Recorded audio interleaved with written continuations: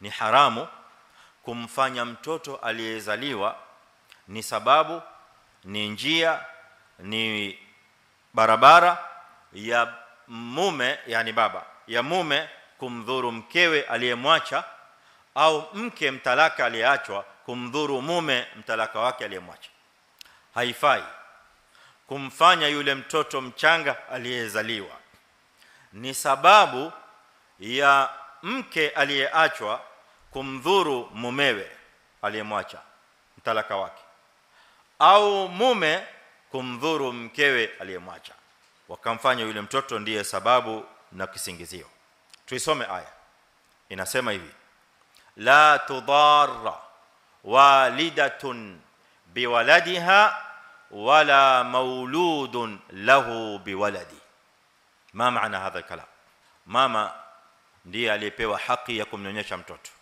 Mama ndiye ambaye mtoto yule ameshikana naye, yeye ndiye mama na huyu ndiye mwanawe. Kuna alaka baina yao, alaqatul umuma.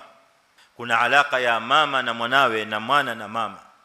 Kuna shafaka iliyoko baina yao, kuna rahma iliyoko baina yao, kuna ulfa iliyoko baina yao. Wewe baba, kwa sababu zako za kibinafsi umekosana na yule mama, ukasema ngoja nimuoneshe, ukaenda ukamchukua yule mtoto. Ana miaka mingapi? Ana mwaka mmoja, bado yanyonya. Ukamchukua kutoka kwa mamake.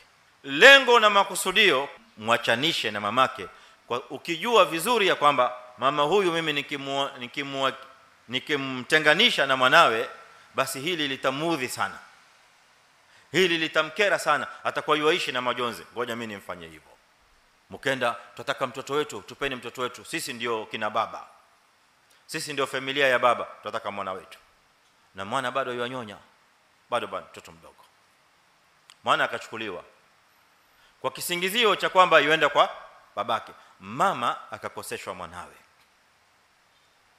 Lengo lilikuwa ni kumdhuru yule mama na kumtia majonzi na kumtia taharuki na kumweka katika hali ya huzuni na hali mbaya kupitia kwa yule mtoto. Na baba pia naye kadhalika vile vile, mama aweza kuamua kumfanyia baba vituko kama hivyo, akamwambia baba, au akamuonesha, akampa ishara na njia, au akamwambia sasa huna ruhusa kuja kumwona mwanao huyu kabisa, kwa sababu zao za kibinafsi ambazo zimetokea. Kwa hiyo mtoto akafanywa sababu ya baba kudhuriwa, au mtoto akafanywa sababu ya mama kudhuriwa. Allah azza wa jalla hilo akaliharamisha. Hakuna ruhusa kufanya mambo kama hayo katika sheria ya Uislamu. Talaka imetokea, watu wameachana, watakiwa waachane kwa wema, kila mmoja shika njia yake, kila mmoja aseme alhamdulillah, riziki iliyokuwa baina yetu ishakatika, alaka iliyokuwa baina yetu ishakwisha, na hii ndio mipango ya Allah azza wa jalla, ashatuandikia. Kila mmoja ashike njia yake, bas mambo yakwisha. Lakini mambo ya kutafutana ili kuwekeana kisasi, ili kuwekeana madhara, ngoja mimi nitamuonesha katika mwanawe, ngoja mimi nitamuonesha katika, hadha laysa min alislami fi shay. Allah azza wa jalla hili akaliharamisha, akasema la tudarra walidatun biwaladiha wala mauludun lahu biwaladihi.